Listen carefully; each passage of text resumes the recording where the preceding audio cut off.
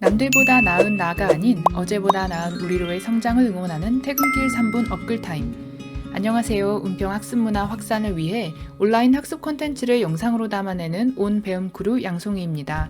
이번 시간에는 무려 약 300년 전에 지어진 모험 소설로서 당시 큰 인기를 끌어 지금까지도 다양한 작품들로 변주되고 있는 이야기 한 편을 소개시켜드리면서 그 이야기를 더 재미있게 읽기 위해 알아두면 좋은 3가지 배경 지식을 함께 설명드리겠습니다. 더불어 이 책을 모티브로 한 영화들과 원작 간의 비교 포인트도 곳곳에 숨어 있으니 영상을 끝까지 봐주세요. 오늘 소개할 책은 의도하지는 않았지만 세상으로부터 28년이나 격리된 자가 격리의 끝판왕, 나 혼자 산다 무인도 편, 나는 자연인이다 무인도 편을 찍은 남자, 로빈슨 크루소입니다. 여러분, 로빈슨 크루소라는 책 이름은 많이 들어보셨죠? 그런데 이 책의 원래 제목이 사실은 로빈슨 크루소가 아니었던 것 알고 계신가요? 이 책이 발매될 당시 영국에서는 책의 내용을 담은 긴 문장형의 제목을 짓는 것이 유행이었다고 하는데요. 조난을 당해 모든 선원이 사망하고 자신은 아메리카 대륙 오리노코강 하구 근처 무인도 해변에 표류해 20하고도 8해 동안 홀로 살다가 마침내 기적적으로 해적선에 구출된 요크 출신 뱃사람 로빈슨 크루소가 들려주는 자신의 생애와 기이하고도 놀라운 모험 이야기가 바로 이 책의 원래 제목입니다. 하지만 너무 제목이 기니까 로빈슨 크루소라고 줄여진 거죠. 근데 이거 제목만 봐서 너무 스포일러 아닌가요? 실제 로빈슨 크루소는 28년의 무인도 생활을 마친 뒤 다시 영국에 돌아오게 되고 사고를 당하기 전 하고 있던 농장 사업이 대박이 나서 큰 돈을 벌게 됩니다. 그런데 이 로빈슨 크루소는 왜 무인도에 혼자 떨어지게 되었을까요? 이 책을 모티브로 한 영화 로빈슨 크루소에서는 주인공이 사랑을 쟁취하기 위해 결투를 하다가 실수로 사람을 죽여 무역선을 타게 되고요. 영화 캐스터웨이에서는 미국 택배사 페덱스의 직원이 항공기 사고로 바다에 떨어지는 것으로 나옵니다.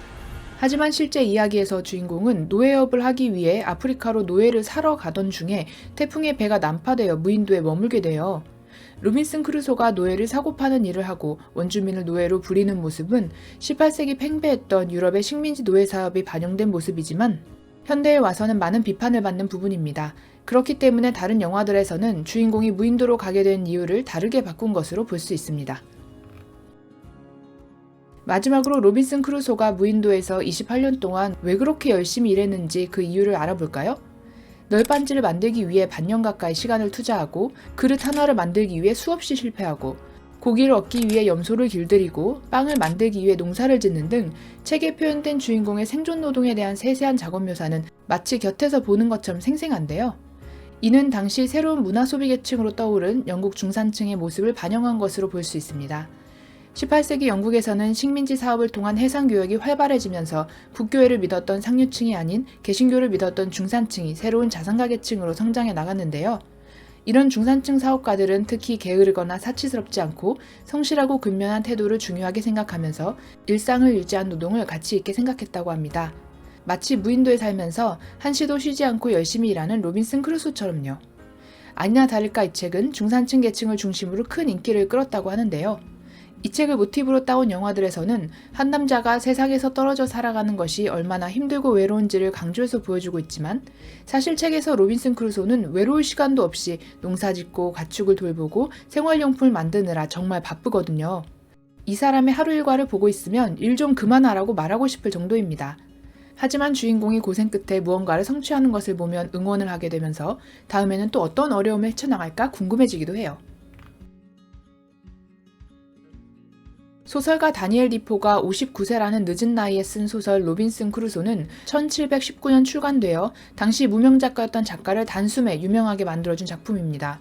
또 이 작품은 개성 있는 주인공의 묘사와 사실적이고 일상적인 사건들, 구체적이고 세부적인 시간과 장소에 대한 묘사 등의 이유로 영웅담과 종교소설과는 구분되는 근대소설의 효시로 보기도 합니다.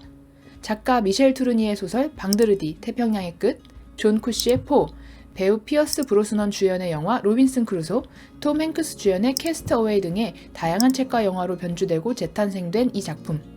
홀로 생존해야 하는 상황 속에서도 꿋꿋하게 자신의 할 일을 하면서 희망을 잃지 않은 한 남자의 이야기를 직접 읽어보시길 추천드립니다. 더불어 관련 책과 영화들도 같이 보시면 서로 비교해보는 재미가 있겠죠? 요즘 같은 시대에 집콕하면서 보기 딱 좋은 자가격리의 끝판왕을 담은 소설 로빈슨 크루소였습니다. 오늘 영상 재밌으셨나요? 그럼 저는 다음 주 이 시간에 다시 올게요. 안녕!